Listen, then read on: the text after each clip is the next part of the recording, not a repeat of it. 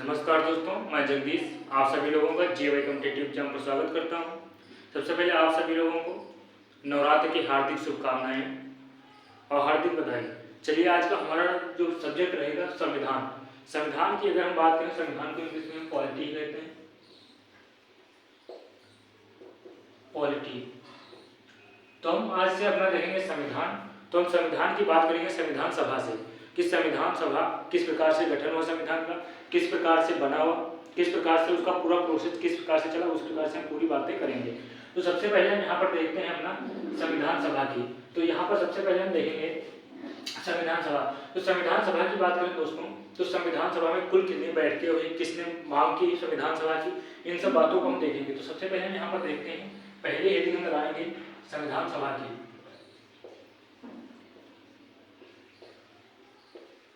संविधान सभा की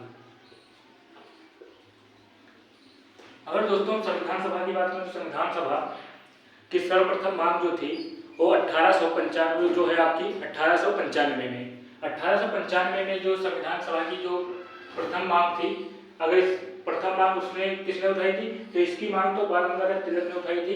इसमें बाल गंगाधर तिलक ने जो है अप्रत्यक्ष मांग सर्वप्रथम उठाई थी। तो यहाँ पर हम सबसे पहले देखते हैं मांगे कितनी उठी संविधान सभा में। कुल मांगे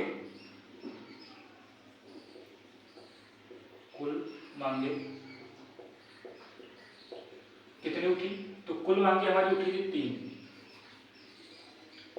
तो सबसे पहले हम यहाँ देखते हैं कौन कौन सी मांग। तो यहाँ पर आपकी अप्रत्यक्ष मांग उठी थी, अप्रत्यक्ष मांग। यहाँ पर आपकी सांकेतिक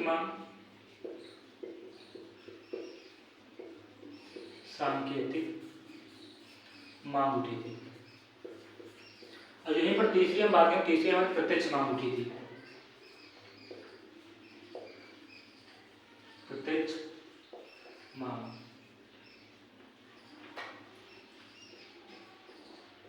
मांग अगर यहाँ पर हम अप्रत्यक्ष मांग की बात करें तो अप्रत्यक्ष मांग किसने उठाई, तो अप्रत्यक्ष मांग यहाँ पर हम देखेंगे सर्वप्रथम अप्रत्यक्ष मांग।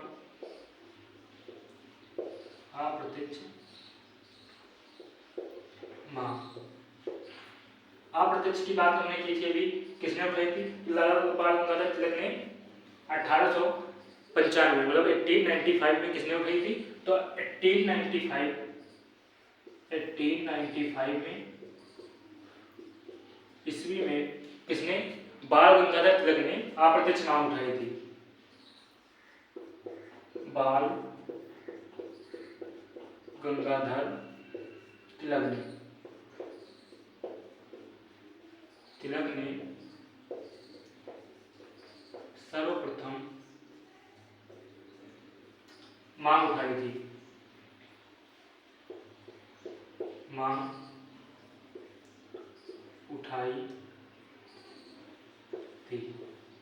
यहाँ पर दोस्तों हमने क्या देखा, यहाँ पर हमने देखा बाल गंगाधर तिलक ने थे, जो बाल गंगाधर तिलक थे उन्होंने 1895 में जो सर्वप्रथम किसने अप्रत्यक्ष मांग उठाई थी। इसी प्रकार से हमने यहाँ पर देखा, यहाँ पर एक नोट डाल के लिखेंगे। नोट हमारा क्या है, नोट हमारा यहाँ पर रहेगा आपका नोट की बात करें तो नोट में हम डालेंगे यहाँ पर 1906 मतलब 1906 ईस्वी में। तो 1906 ईस्वी में क्या हुआ था, तो हम देखते हैं 1906 ईस्वी में जो था, यहाँ पर 1906 में बात करें तो 1906 में जो हमारा था दादा भाई नौरोजी, तो दादा भाई नौरोजी ने कलकत्ता अधिवेशन जो था 1906 का कलकत्ता अधिवेशन, तो कलकत्ता अधिवेशन मतलब कांग्रेस का कोलकाता में अधिवेशन था, इसीलिए हम उसे कोलकाता या कलकत्ता अधिवेशन कहते हैं। इसी प्रकार से 1906 में जो दादा भाई नौरोजी से थे, यहाँ पर लिखेंगे दादा भाई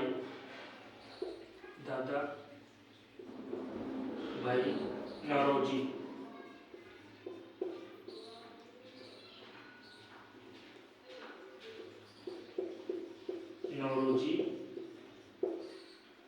के द्वारा कलकत्ता अधिवेशन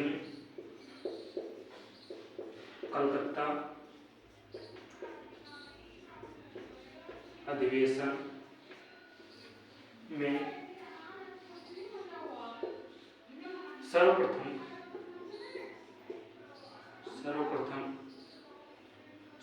शब्द स्वराज क्या था?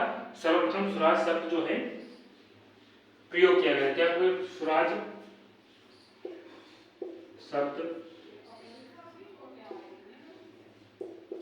प्रयोग किया गया। क्या था? 1906 का जो आपका कलकत्ता अधिवेशन था, उसमें दादा भाई नौरोजी के द्वारा कलकत्ता अधिवेशन में दादा भाई नौरोजी के द्वारा सर्वप्रथम स्वराज शब्द की जो है शब्द मतलब उठाया गया, स्वराज शब्द का प्रयोग किया गया था। यहीं पर हम बात करें दादा भाई नौरोजी को, दादा भाई नौरोजी को the great old man of India क्या कहा जाता है इनको? The grand old man of India, the grand old man of India कहा जाता है, इंडिया। तो ये आप लोग ध्यान रखेंगे कि the grand old man of India किसे कहा जाता है? तो दादा भाई नौरोजी को। तो यहीं पर हम बात करें आपकी the old man of India हो गया, यहीं पर हम देखते हैं कि इनको जो था the grand old man of India किसने कहा था? तो इनको हम देखते हैं द ग्रैंड ओल्ड मैन किसने कहा था? मिस्टर नीरो मार्जिन ने, नीरो मार्जिन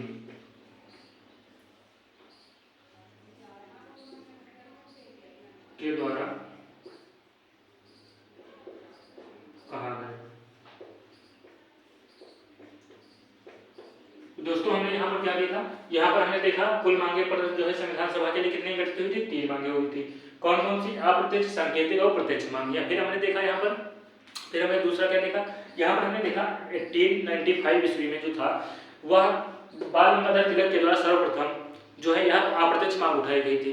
फिर हमने यहाँ पर देखा कि 1906 यहाँ पर 1906 में 1906 में दादा भाई नौरोजी के द्वारा जो है कलकत्ता अधिवेशन में सर्वप्रथम क्या किया गया था? स्वराज शब्द का प्रयोग किया गया था। फिर इसको हम देखें यहाँ पर, अगर हम दादा भाई नौरोजी की बात करें, दादा भाई नौरोजी को हम क्या कहते हैं? The grand old man of India. तो इसको किसने कहा था? इनको जो है the grand old man of India किसने कहा था? मिस्टर नीरो मार्जिन ने कहा था, मिस्टर नीरो मार्जिन ने कहा था। अगर हम आगे बात करें तो आगे हम देखते हैं यहाँ पर सांकेतिक मांग की। तो यहाँ पर दोस्तों आगे हम देखेंगे सांकेतिक मांग, दूसरी हेडिंग डालेंगे आप लोग सांकेतिक मांग की। यहाँ पर दूसरी पड़ेगी हेडिंग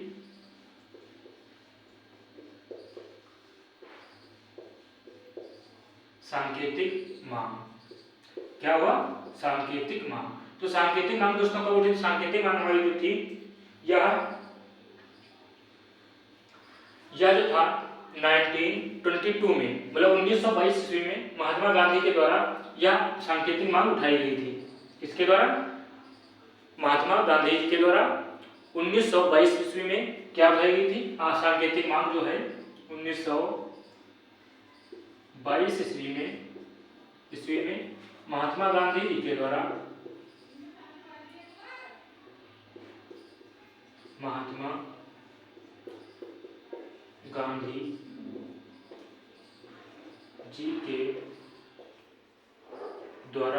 उठाई गई थी। इसमें क्या कहा गया था? महात्मा गांधी जी ने इसमें कहा था कि संविधान जो होगा वह पूर्णतया भारत के लोगों द्वारा निर्मित होगा, यह कोई भी ब्रिटिश संसद का उपहार नहीं होगा। इसमें महात्मा गांधी जी ने क्या कहा था? इसमें कहा था संविधान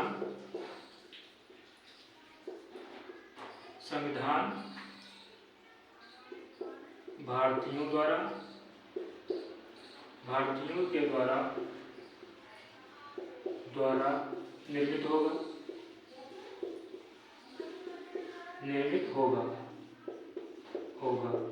ना कि ब्रिटिश संसद का कोई उपहार, ना कि ब्रिटिश संसद का कोई उपहार।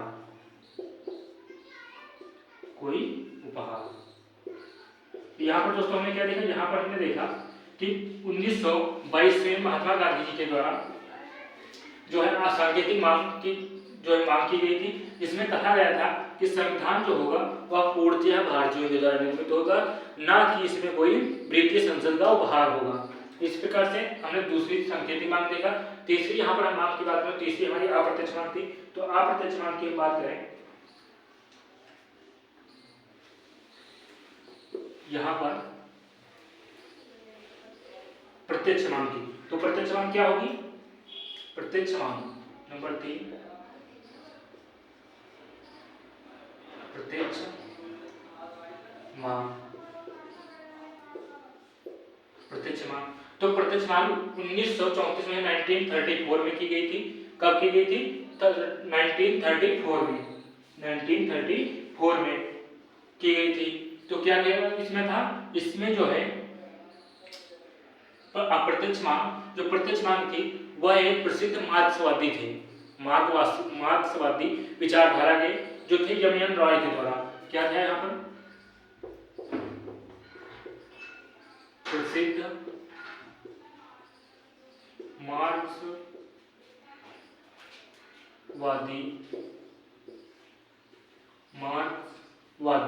विचारधारक एम.एन. रॉय के द्वारा, एम.एन. रॉय के द्वारा सर्वप्रथम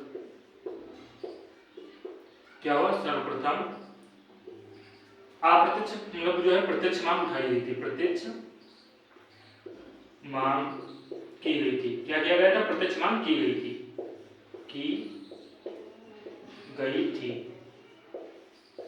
यहाँ पर दोस्तों क्या था? प्रसिद्ध मार्क्सवादी जो थे, प्रसिद्ध मार्क्सवादी विचारधारा के जो थे आपके एम.एन. रॉय के द्वारा जो है क्या किया गया था? एम.एन. रॉय के द्वारा सर्वप्रथम अप्रत्यक्ष जो प्रत्यक्ष मांग की गई थी। अगर यहीं पर हम बात करें तो यहाँ पर आप एक मिनट लिख दीजिएगा, कब की गई थी? तो आप की गई थी यहाँ पर 1934 ईस्वी में, 1934 ईस्वी में। किसके द्वारा? एम.एन. रॉय के द्वारा। फिर आगे हम बात करें यहीं पर, तो यहीं पर जो है 1935 में क्या था? 1935 में कांग्रेस पार्टी के द्वारा, यहाँ पर लिखेंगे आप सभी लोग, यहाँ पर 1934 को 1935 में 1935 ईस्वी में क्या था? तो इसमें जो है कांग्रेस सभा के द्वारा आधिकारिक रूप से प्रत्यक्ष मांग की गई थी। पहली बार जो कांग्रेस के द्वारा पहली बार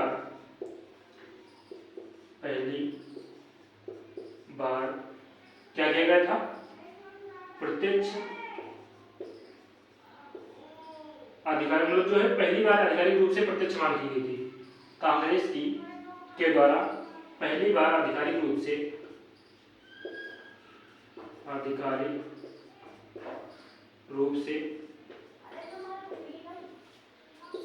क्या किया गया था? आप जो है प्रत्यक्ष मांग की गई थी, प्रत्यक्ष मांग की गई थी।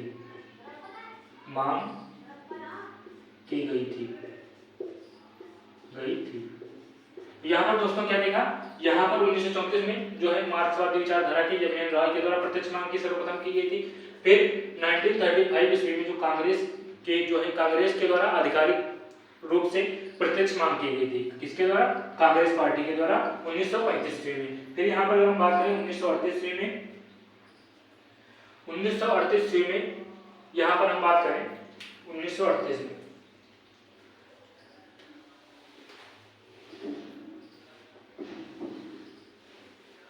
1938 ईस्वी में 1938 ईस्वी में, और 1938 ईस्वी की बात करें तो 1938 ईस्वी में कांग्रेस का अधिवेशन जो था, कांग्रेस अधिवेशन की अध्यक्षता कौन कर रहे थे? अध्यक्षता इसमें कांग्रेस अधिवेशन के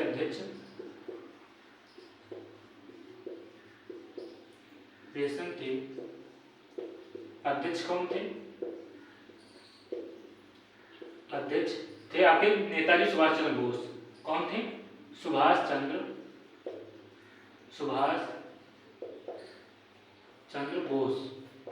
कौन थे? सुभाष चंद्र बोस। यहाँ पर हमने क्या कांग्रेस अधिवेशन जो था आपका 1938 ईस्वी में, उसके अध्यक्ष कौन थे? नेताजी सुभाष चंद्र बोस।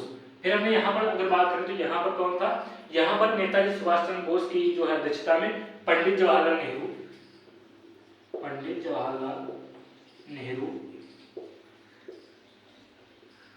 नेहरू के द्वारा जो है क्या किया गया था?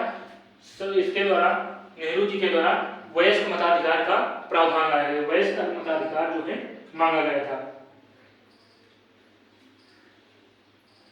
यहाँ पर नेहरू ने क्या लिखेंगे? पंडित जवाहरलाल नेहरू ने किसकी अध्यक्षता में? नेताजी सुभाष चंद्र बोस की अध्यक्षता में जवाहरलाल नेहरू ने अधिकारी जो है कांग्रेस की अध्यक्षता में, इनके जो आधिकारिक रूप से क्या कहेंगे?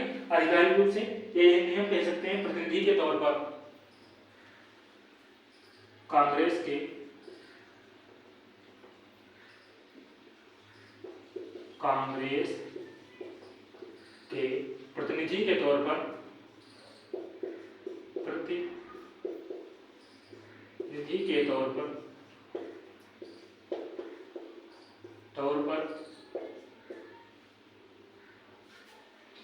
प्रतिनिधि के तौर पर संविधान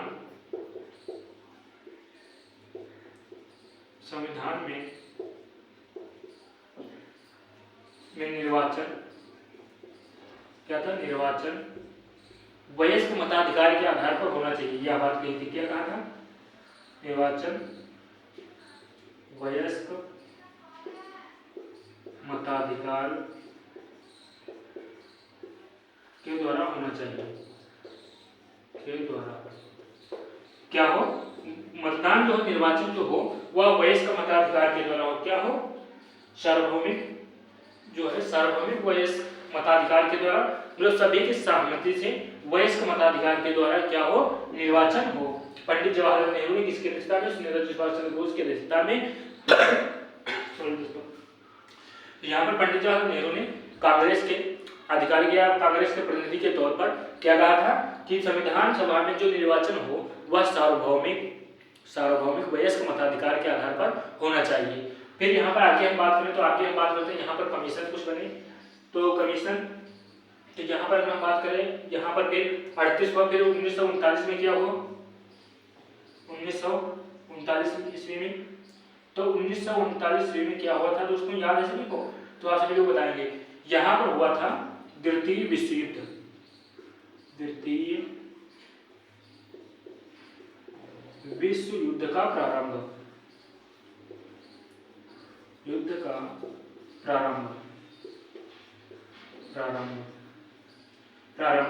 यहाँ पर क्या हुआ था दोस्तों? यहाँ पर द्वितीय विश्व युद्ध का प्रारंभ कब हुआ था? 1939 में। यहीं पर अगर बात करें, यहीं पर 39 में क्या था? तो अंग्रेजों ने घोषणा की थी।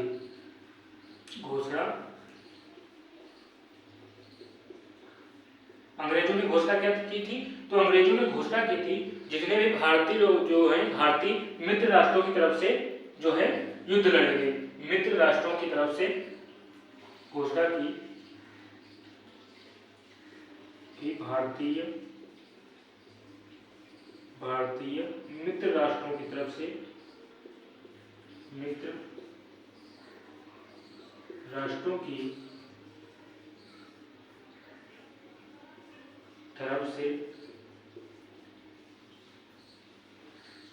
युद्ध लड़ेंगे।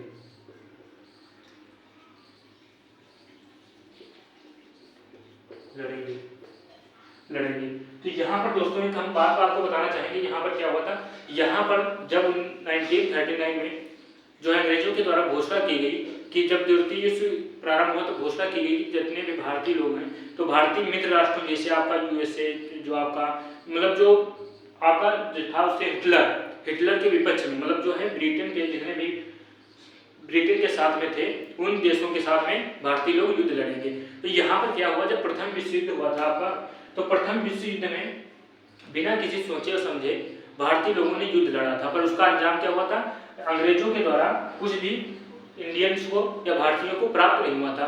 पर यहाँ पर क्या हुआ, यहाँ पर घोषणा की तब यहाँ पर जो हमारे नेता लोग थे या जो कांग्रेस के बड़े नेता जैसे महात्मा गांधी लोग थे, तो इन्होंने क्या किया, तो इन्होंने कुछ मांगे रखी। यहाँ पर हम मांगे देखेंगे कि मांगे जैसे आपकी डोमिनियन स्टेट प्राप्त, अंग्रेजों ने कहा कि हम डोमिनियन स्टेट का जो है दर्जा देंगे भारत को। इसी प्रकार से उन्होंने कहा कि कुछ वर्षों में हम आज़ाद कर दें। इसी प्रकार से कुछ हुए। तो सबसे पहले हम यहाँ पर देखते हैं कौन सी बात, तो अगस्त प्रस्ताव देखते हैं। अगस्त प्रस्ताव की बात करें, यहाँ पर हम देखते हैं सबसे पहले अगस्त प्रस्ताव। अगस्त प्रस्ताव, तो अगस्त प्रस्ताव की बात दोस्तों करें तो अगस्त प्रस्ताव में क्या था, अगस्त प्रस्ताव के समय जो कौन था, अगस्त प्रस्ताव के समय आपका जो जनरल था, गवर्नर जिसे हम बोलते हैं वायसराय, तो वायसराय आपका अगस्त प्रस्ताव कब आया था। अगर हम अगस्त प्रस्ताव की बात करें तो यह 8 अगस्त 1940 को 1940 को आया था। 8 अगस्त, यहाँ पर 8 अगस्त 1940 को आया था। कब आया था, 8 अगस्त 1940 को आया था। इस समय आपका वायसराय कौन था, वायसराय आपका था, वायसराय 1940 के समय वायसराय कौन था आपका, लिनलिथगो था। लिनलिथगो कौन था, लिनलिथगो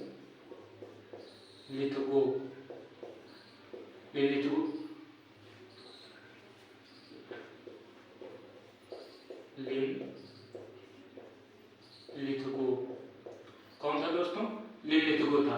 तो यहाँ पर हमने देखा अगस्त प्रस्ताव कब आया था, तो अगस्त प्रस्ताव आपका जो था अगस्त में ही 8 अगस्त 1940 को आया था। इस समय आपका वायसराय कौन था, लिनलिथगो था। यहाँ पर हम बात करें इसमें कुछ विशेषताएं क्या क्या था इसमें, इसे किस लिए लाया था, अगस्त प्रस्ताव जो है अंग्रेजों ने किस लिए लाया था, तो इसका जो उद्देश्य था, उद्देश्य क्या था, द्वितीय विश्व युद्ध में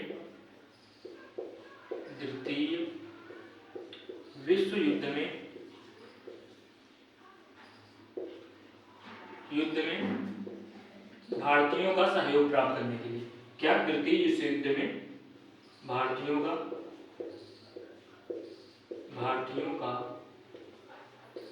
सहयोग प्राप्त करने के लिए, क्या प्राप्त, सहयोग प्राप्त करने के लिए, क्या प्राप्त करने के लिए, सहयोग प्राप्त करने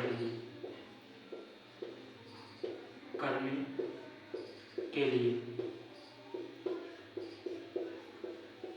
तो अगस्त प्रस्ताव दोस्तों किस लिए आया था, जो हम था द्वितीय विश्व युद्ध, सेकेंड विश्व युद्ध, तो भारतीयों का सहयोग प्राप्त करने के लिए आया था आपका अगस्त प्रस्ताव।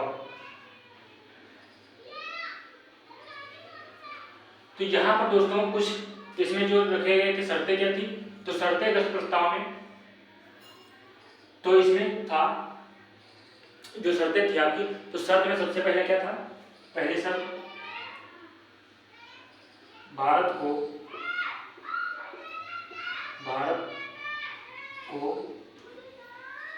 डोमिनियन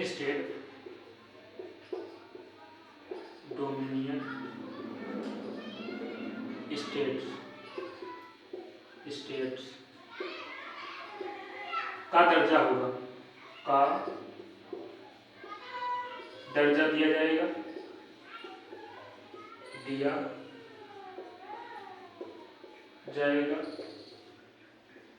दर्जा दिया जाएगा।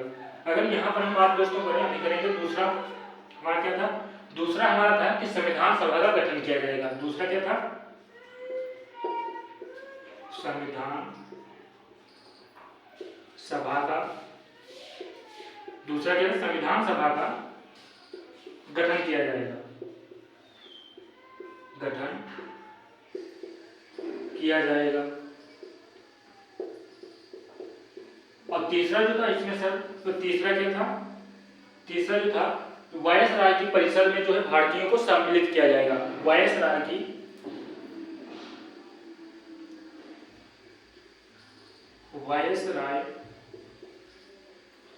परिषद में भारतीयों को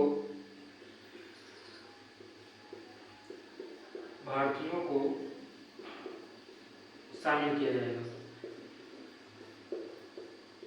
शामिल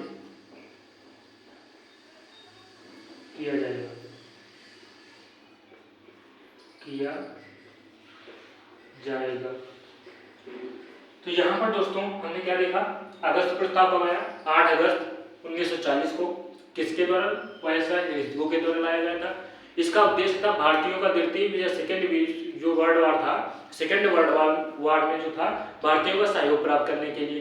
फिर इसमें शर्तें कौन कौन थी, शर्त पहली आपकी थी डोमिनियन स्टेट प्राप्त करने की। आपको डोमिनियन स्टेट मतलब जो राज्य में आपकी इसका केंद्र में जो है ब्रिटेन की सरकार रहेगी, इस प्रकार से इसे डोमिनियन स्टेट कहा गया था, यह स्टेटस दिया जाएगा। दूसरा होता इसका था, दूसरा क्या था, दूसरा था कि संविधान सभा का गठन किया जाएगा, दूसरा था इसमें कि संविधान सभा का गठन किया जाएगा। फिर अब हम बात करें आगे तीसरा क्या था, तो तीसरा यह था कि वायसराय की परिषद में, जो आपका वायसराय होता था उसकी परिषद में जो है भारतीयों को भी शामिल किया जाएगा, इस प्रकार से यह था। फिर आगे हम बात करें, आगे फिर प्रस्ताव आया, तो आगे कौन सा प्रस्ताव आया था, क्रिप्स मिशन आया था आपका, क्या था, क्रिप्स मिशन, क्रिप्स मिशन। यहाँ पर दोस्तों हम बात करें क्रिप्स मिशन कब आया था, तो क्रिप्स मिशन आपका, यहाँ पर बात करें क्रिप्स मिशन की, क्रिप्स मिशन, क्रिप्स मिशन, तो क्रिप्स मिशन कब आया था, तो क्रिप्स मिशन हमारा जो है 1942 को आया था, कब आया था, 1942 को। तो इसी प्रकार से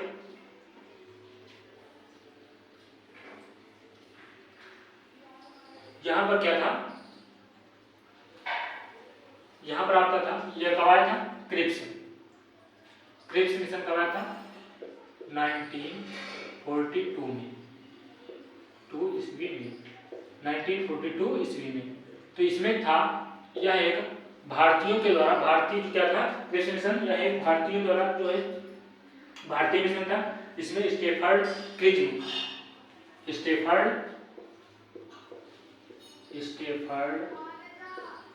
क्रिजिंग के द्वारा, क्रिजिंग, स्टेफर्ड क्रिजिंग के द्वारा लाया गया था। क्या था, यह भारतीयों का एक मतलब जो था मिशन था, भारतीयों का क्रिप्स मिशन भारतीयों का मिशन था, जो स्टेफर्ड क्रिजिंग के द्वारा लाया गया था, कब, 1942 में। फिर इसमें हम कुछ बातें और करेंगे, इसमें कुछ बातें थी कि इसमें निर्वाचित संविधान सभा का गठन किया जाएगा, क्या किया जाएगा, निर्वाचित संविधान सभा का गठन किया जाएगा। इसमें क्या था, निर्वाचित संविधान सभा का गठन किया जाएगा, संविधान सभा का गठन किया जाएगा, किया जाएगा।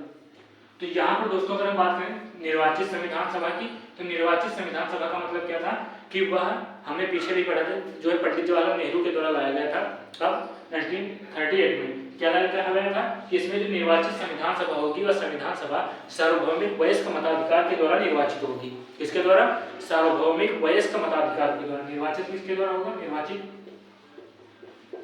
सार्वभौमिक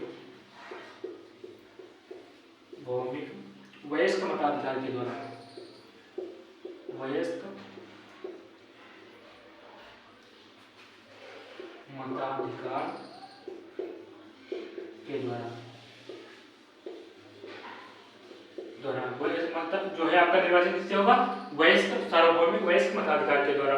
फिर हम आगे के नीचे में बात करें तो देखते हैं, तो यहाँ पर क्या था आपका, कुछ था प्रांतीय विधानमंडलों के द्वारा जो है निर्वाचन, प्रांतीय विधानमंडलों का द्वारा निर्वाचित होंगे, सभी किससे होंगे, निर्वाचित जो होंगे किससे होंगे, प्रांतीय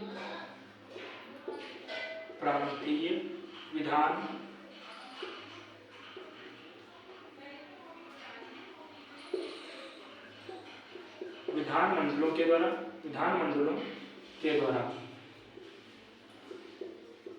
निर्वाचित होगा।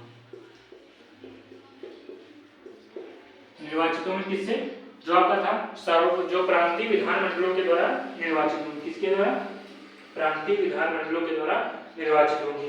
अब यहीं पर फिर हम बात करें आगे, तो आपका यहीं पर आया था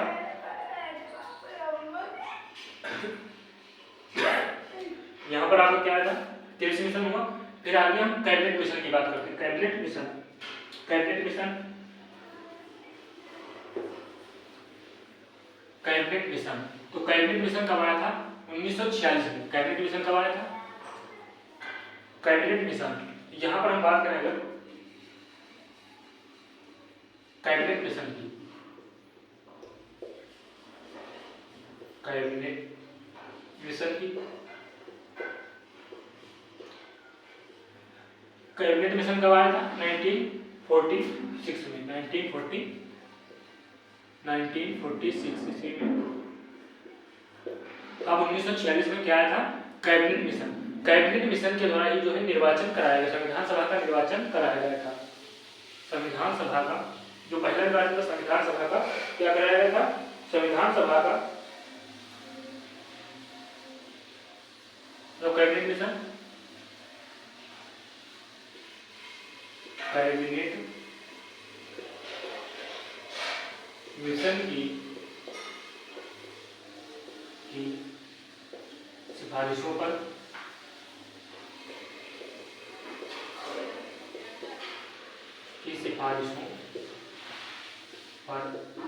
क्या कराया था?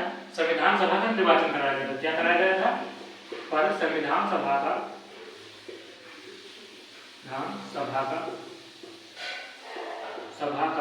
निर्वाचन कराया गया था। निर्वाचन कराया गया।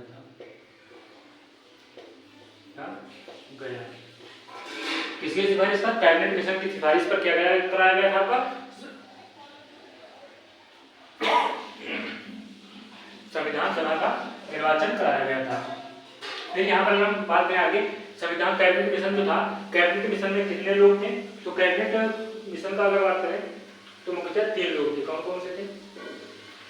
3 लोग। पहला कौन था आपका? पहले की हम बात करें तो आपका पॉपिक लॉरेंस था। पॉपिक लॉरेंस, पॉपिक लॉरेंस, तो पॉपिक लॉरेंस की बात करें तो पॉपिक लॉरेंस क्या था? यह अध्यक्षता था, इसका अध्यक्ष था। किसका अध्यक्षता? कैबिनेट मिशन की अध्यक्षता, कैबिनेट मिशन की अध्यक्षता किसके पास थी? यहाँ पर कैबिनेट मिशन की अध्यक्षता पॉपिक लॉरेंस के पास थी। अगर यहीं पर बात करें तो भारत का क्या था? तो यह भारत का राज्य सचिव था। भारत का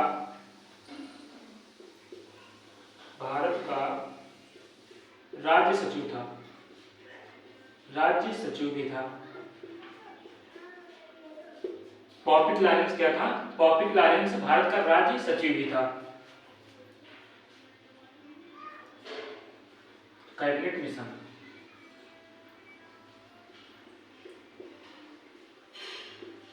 कैबिनेट मिशन कितने लोग थे? तो ये आपका था पहला पॉपिक लॉरेंस। दूसरे की बात करें, दूसरा हमारा क्या था? दूसरा हम देखते हैं यहाँ पर कौन था? स्टैफोर्ड क्रिप्स था। कौन?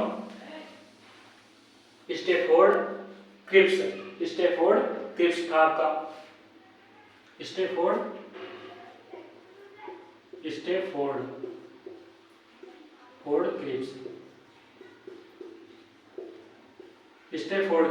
तो स्टैफोर्ड क्रिप्स जो था आपका, तो दूसरा स्टैफोर्ड क्रिप्स क्या था? तो स्टैफोर्ड क्रिप्स जो हमारा था बैंक ऑफ जो था ट्रेड सचिव था। बैंक ऑफ ट्रेड सचिव था जो हमारा स्टैफोर्ड क्रिप्स था। बैंक ऑफ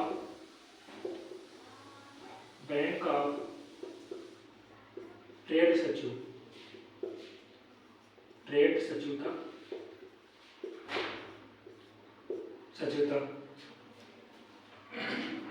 क्या था आपका?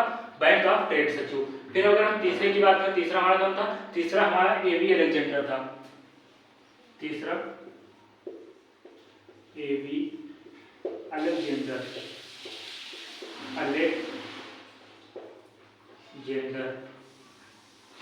एवी अलेक्जेंडर। तो एवी अलेक्जेंडर कौन था? एवी अलेक्जेंडर का नौसेना नौसेना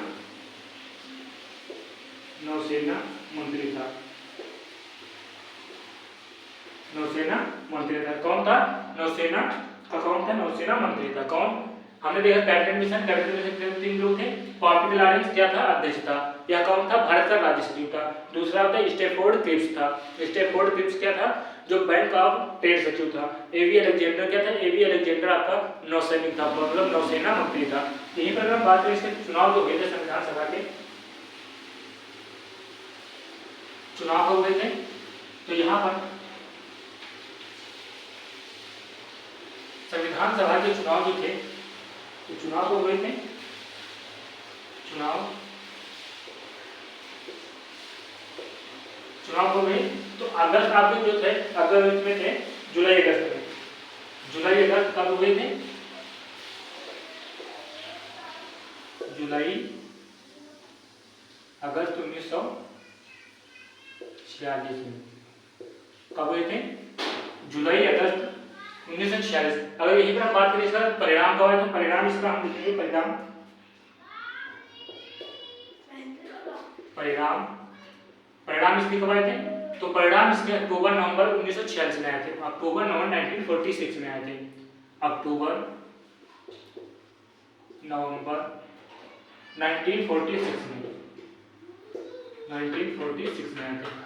तो हमने दोस्तों यहाँ पर क्या देखा? चुनाव कब हुए थे? जुलाई अगस्त में 1946 में। परिणाम कब आए थे? अक्टूबर और नवंबर 1946 में। फिर यहाँ पर हमने देखा संविधान सभा का, इसकी कुछ विशेषताएं। संविधान सभा का अप्रत्यक्ष निर्वाचन हुआ था। किस प्रकार से? संविधान सभा का अप्रत्यक्ष क्या हुआ था? अप्रत्यक्ष निर्वाचन हुआ था। अप्रत्यक्ष निर्वाचन हुआ था। निर्वाचन हुआ था। यहाँ पर दोस्तों क्या हुआ था? अप्रत्यक्ष निर्वाचन। किसके द्वारा? संविधान सभा का जो निर्वाचन था वो अप्रत्यक्ष निर्वाचन हुआ था। निर्वाचन मंडल में बात करें, यहाँ पर निर्वाचन मंडल की, संविधान निर्वाचन मंडल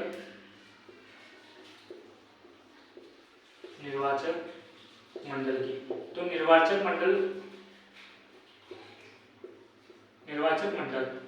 मंडल में दोस्तों क्या था? यह प्रांतीय विधानमंडलों में निम्न सदस्य के थे। यहाँ पर क्या था? निर्वाचन मंडल में, यहाँ पर प्रांतीय विधानमंडलों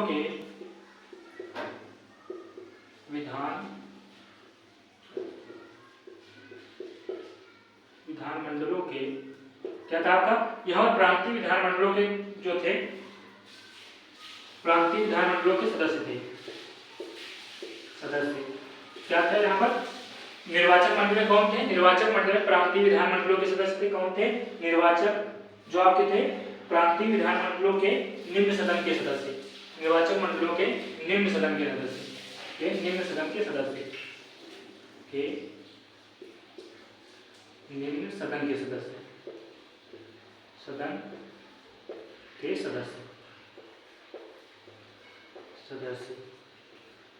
यहाँ पर क्या था? प्रांतीय विधानमंडलों के निम्न सदन के सदस्य थे। और दूसरा हम देखते हैं निर्वाचन मंडल के साथ निर्वाचन पद्धति। निर्वाचन पद्धति, तो निर्वाचन पद्धति थी वो क्या थी? निर्वाचन पद्धति आपकी एकल जो है अनुपातिक प्रतिनिधित्व पद्धति और एकल संक्रमणीय मत पद्धति थी। क्या हमने देखा? निर्वाचन पद्धति हम यहाँ पे ऊपर लिखेंगे। निर्वाचन पद्धति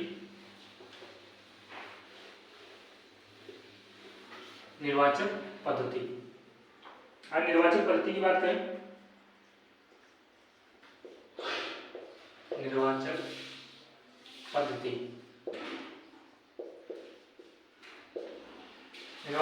तो आपकी थी अनुपातिक प्रतिनिधित्व पद्धति। अनुपातिक प्रतिनिधित्व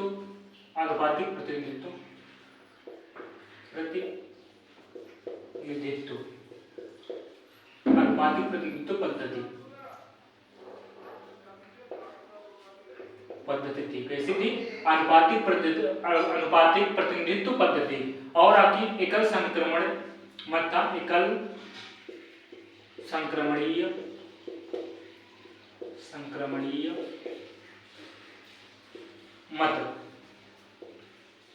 मत द्वारा चुनाव जो निर्वाचन पद्धति थी, किस प्रकार से निर्वाचन किससे हो रहा था? अनुपातिक प्रतिनिधित्व पद्धति के अनुसार पर एकल संक्रमणीय मत के आधार पर हुआ था। फिर यहाँ पर हम बात करें निर्वाचन पद्धति, फिर हम देखें कुल सदस्य कितने थे। तो यहाँ पर हम देखें कुल सदस्य, तो इसको हम हटा देंगे। यहाँ पर कुल सदस्य देखेंगे, आपके कुल सदस्य जो थे, कुल सदस्य कितने थे?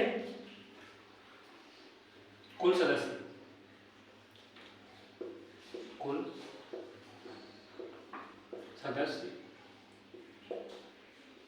कितने थे?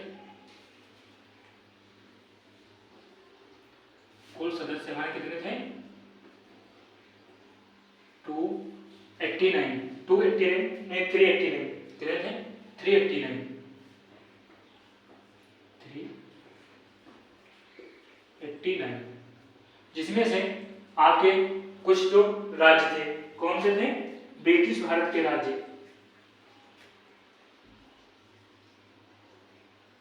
ब्रिटिश भारत के राज्य। अगर हम ब्रिटिश भारत के राज्य की बात करें तो ब्रिटिश भारत के राज्य कितने थे? तो ब्रिटिश भारत के राज्य 296 थे। कितने? 296। अगर वहां पर बात करें, वहां पर देखें तो रियासतें थी, देसी रियासतें जो थी, देसी रियासतें, यहाँ पर देसी रियासतें थी। तो यहाँ पर देसी रियासतें कितनी थी आपकी? 93, जिसमें कौन कौन थे? जिसमें आपके राजा आपके कौन थे? राजा हुआ। फिर यहाँ पर आपके राजा और जो यही लोग थे आपके, जिनको हम बोलते हैं रियासतदार, नवाब, शासक, निजाम आदि। राजा, नवाब, शासक, निजाम आदि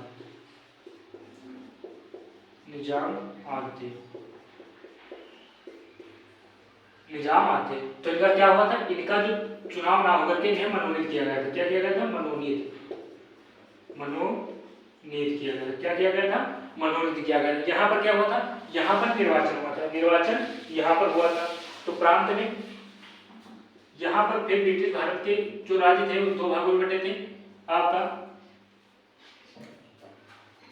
यहाँ पहला क्या था? राज्य, और दूसरा उच्चायुक्त राज्य। उच्चायुक्त राज्य की बात करें तो उच्चायुक्त राज्य कितने थे? 4। कौन कौन से? यहाँ पर देखते हैं दिल्ली, अजमेर, बाड़मेर, अजमेर आपका था। कौन था? अजमेर का मारवाड़, अजमेर का मारवाड़, अजमेर का मारवाड़। और था कुर्ग था। और आपका था तो जो था आपका कुर्ग था। चौथा आपका क्या था? बलूचिस्तान। कुर्ग, बलूचिस्तान।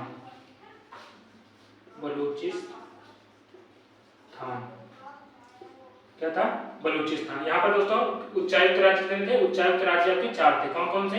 दिल्ली, अजमेर, मारवाड़, अजमेर जिसे मारवाड़ भी कहते हैं, कुर्ग, बलूचिस्तान।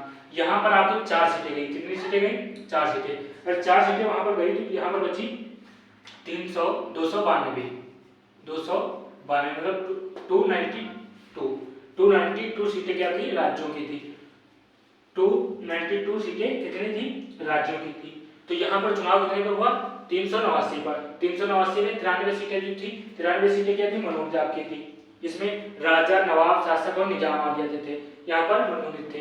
ब्रिटिश भारत के जो राज्य थे 296, उसमें क्या था, उसमें दो भागों में राज्य बटे थे। पहला आपका तो राज्य था उच्चायुक्त राज्य, दूसरे थे तो उच्चायुक्त राज्य आपके 4 थे। कौन कौन से थे? दिल्ली, अजमेर का बारमाड़, कुर्ग और बलूचिस्तान। फिर यहाँ पर हम और बात करें तो राज्य थे, राज्य कितनी सीटें थी? 292। फिर यहाँ पर हम देखते हैं किसने कितनी सीटें जीती। तो यहाँ पर हम बात करें 289 सीटों में, मतलब यहाँ पर कितनी? 389, 389 सीटों में अगर हम बात करें तो 389 सीटों में आपका 200 जो था 208 कांग्रेस सीटें ले गया था। क्यों? कांग्रेस 208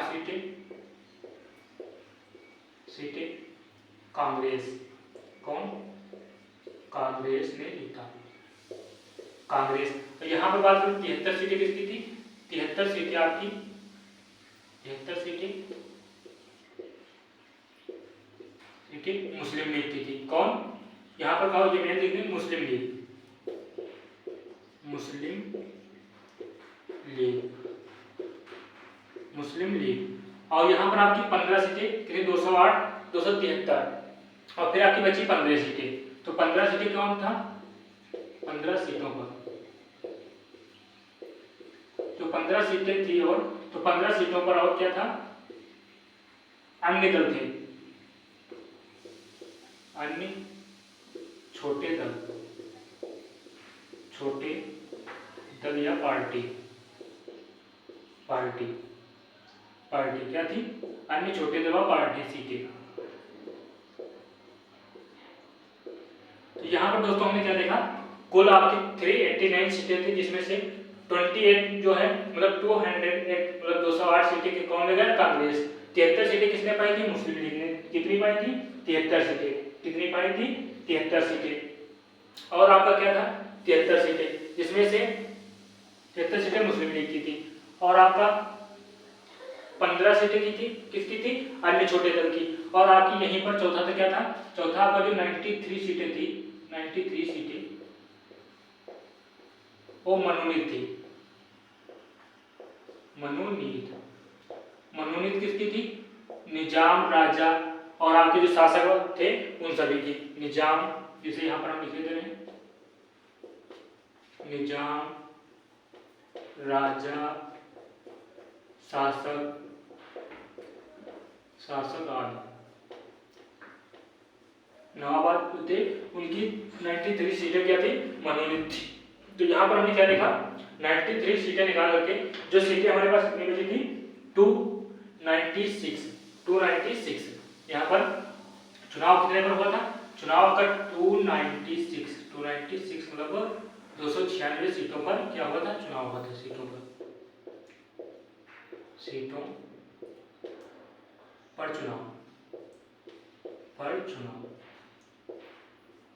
पर चुनाव हुआ था। कितनी? हमारे टोटल की सीटें दोस्तों कितनी थी? 389, जिसमें से 93 सीटें मनोनीत थी, जिसमें निजाम, राजा, शासक, नवाब आदि थे। इसमें से जो ब्रिटिश शासक के जो थे, ब्रिटिश शासक के राज्य, उसमें 294 सीटें थी, जिसमें से 208 सीटें कांग्रेस ले गई, 73 मतलब जो 73 सीटें मुस्लिम लीग ले गई, 15 सीटें छोटे जो अन्य दल थे वो ले गए। और यहीं पर हम नोट लिख लेंगे, चुनाव में 15 महिला सीटें थी। महिला जो है 15 महिलाएं, यहाँ पर क्या है? 15 महिलाएं जो थी आपकी, इसमें जो थी सभी में, तो 15 महिलाएं सदस्य थी,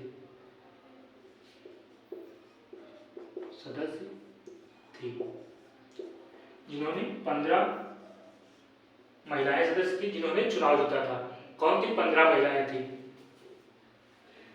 इसमें 15 महिलाएं थी। तो दोस्तों हम कल बात करेंगे अपना जो हमारी समितियां थी, जो हमारी बड़ी समितियां थी, जैसे प्रारूप समिति है आपकी, लेखा जोखा की समिति, इस सब समितियां हम कल देखेंगे। तो आज हम बेसिक बात की, संविधान सभा में कितनी सीटें थी, कौन कौन सा था, कैसे संविधान सभा की मांगे उठी। तो संविधान सभा की हमने 3 मांगे की, अप्रत्यक्ष सांकेतिक और प्रत्यक्ष, इस प्रकार से हमने तीनों मांगे पूरी की। फिर हमने देखा क्रिप्स मिशन और आपका कैबिनेट मिशन, अगस्त प्रस्ताव, ये तीनों प्रस्ताव पारित किए। फिर हमने देखा चुनाव है, संविधान सभा में चुनाव कैसे हुए, तो एकल संक्रमणी पद्धति के द्वारा या समानुपातिक पद्धति के द्वारा, इस प्रकार से हमारे चुनाव हुए। चलिए आगे दोस्तों, हम कल मिलते हैं। सभी दोस्तों को जय हिंद।